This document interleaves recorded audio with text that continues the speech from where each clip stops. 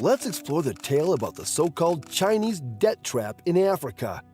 It's a story that describes how some believe China's loans to African nations are a cunning strategy to keep them in debt, allowing China to wield power and secure benefits in the region. Upon closer inspection, it becomes evident that the story oversimplifies the intricate dynamics of China-Africa relations and the characteristics of Chinese investments and loans in the region.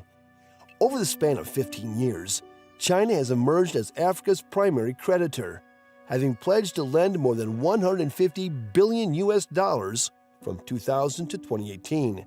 This surpasses any organization for economic cooperation and development lender and comes close to the World Bank's involvement in Africa. Amidst a backdrop of increasing trade and foreign direct investments, the influx of capital from China, gaining momentum through the Belt and Road Initiative, has stirred concern among U.S. and Western media sources.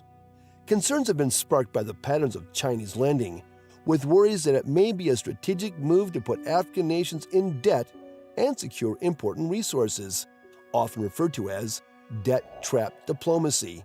Chinese loans are said to be backed by vital assets, like mineral resources and port projects.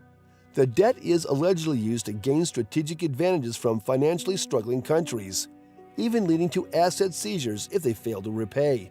Let me tell you a story about the Hambantota port in Sri Lanka, which has become the most famous example of China's predatory lending. Back in 2017, the Chinese-built port was handed over to China Merchants Port Holding Company for a 99-year concession. This happened during a period when the government was facing challenges in meeting its external debt obligations. The funds acquired were put to use in addressing Sri Lanka's actual balance of payment challenges. Yet the allegations of falling into a debt trap were simply exaggerated. It wasn't a simple debt-equity swap, and the port lease wasn't dependent on clearing the debt. The company still had to repay the debt, and the ownership of the port remained the same, despite the equity lease. Sri Lanka's debt struggles were largely attributed to its private bondholders. In the intricate tale of the Hambantota project, the notion of a debt trap it symbolized has reinforced existing fears of a China threat and a rogue donor in the media and political discussions. This has sparked concerns that the Belt and Road Initiative, especially in East Africa's port and infrastructure ventures, could create comparable debt traps in Africa. It's quite evident when looking at Djibouti. In the region, the development of a new multi-purpose port and naval base is viewed as part of China's strategy for military expansion, known as the String of Pearls. Many of these fears are exaggerated. According to a study conducted by the Center for Global Development, it was discovered that the Belt and Road Initiative has yet to lead to debt distress in the majority of the countries participating in the initiative. Only 8 out of the 68 BRI-identified countries were identified as being at risk of debt distress due to BRI borrowing. In Djibouti, despite being one of the 8 at risk, there has been no evidence of asset seizure or ownership transfer due to its debt situation. The Djiboutian government still maintains ownership of the infrastructure that has been built. In the realm of asset seizures, the Sri Lanka port case stands out as a unique example. Let me tell you a different side of China as a creditor, one that shows more flexibility and leniency when it comes to dealing with debt, unlike the common perceptions of predation. In a recent case, Ethiopia's Chinese-financed railway from Addis Ababa to Djibouti highlights an interesting turn of events. In 2018, the Ethiopian government faced foreign exchange shortages and was granted the opportunity to defer interest payments. This led to a renegotiation of the loan terms, stretching the repayment period from 15 to 30 years, providing the government with much-needed flexibility. According to a study by Rhodium Group, debt renegotiations are a common occurrence. Despite its significant economic impact, the study found that its influence over borrowers was somewhat restricted. China's flexibility as a creditor has been greatly beneficial to borrower nations.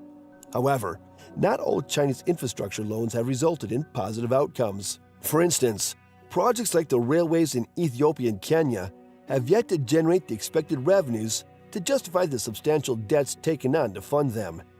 In China, state-owned contractors are responsible for running and seeing railway projects under 6-year contracts, although the ownership ultimately belongs to the state. Linking the BRI to these projects, along with their significance for China-Africa cooperation adds political pressure to ensure their success. This calls for ongoing involvement and skill development from Chinese contractors. Many sub-Saharan countries are still grappling with the challenging legacy of debt and the shadow cast by the heavily indebted Poor Countries initiatives from the early 2000s.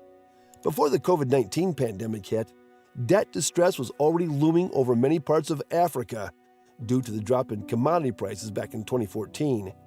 In April 2020, a total of 19 African nations found themselves in a precarious situation, facing a high risk of or already in debt distress.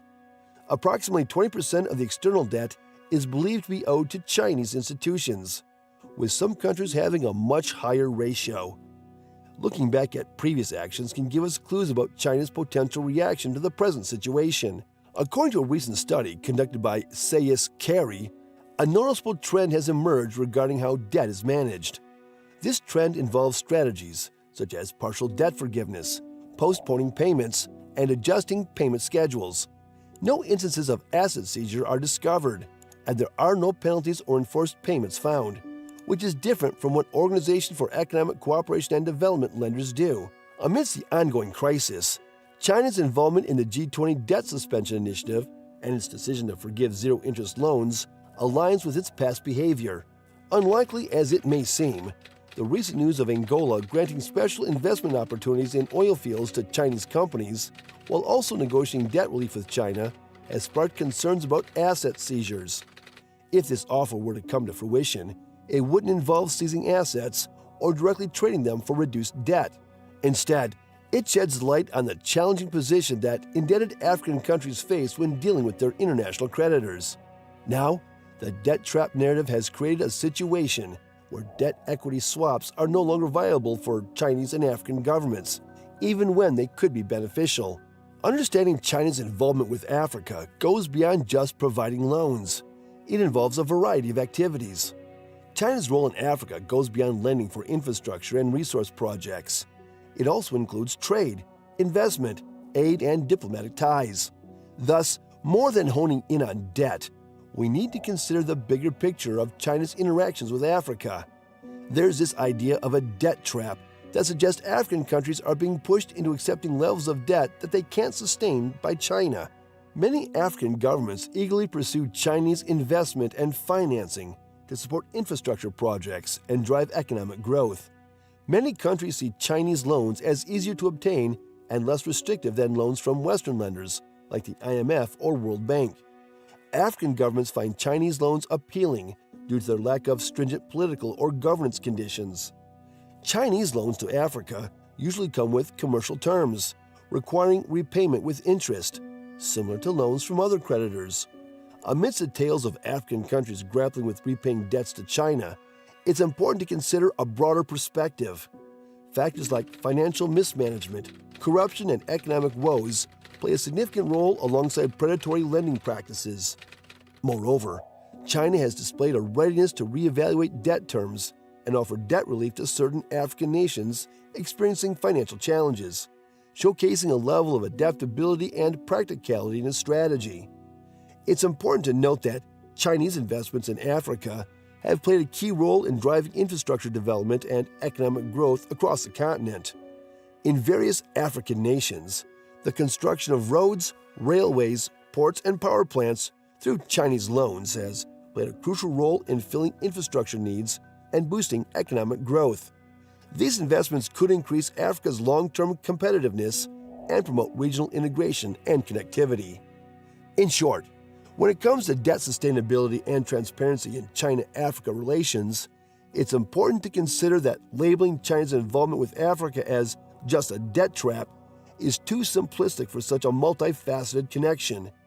Considering the various motivations, interests, and impacts of China's involvement in Africa, along with the agency and responsibility of African governments in managing their economic affairs, it's crucial to adopt a more balanced and nuanced perspective.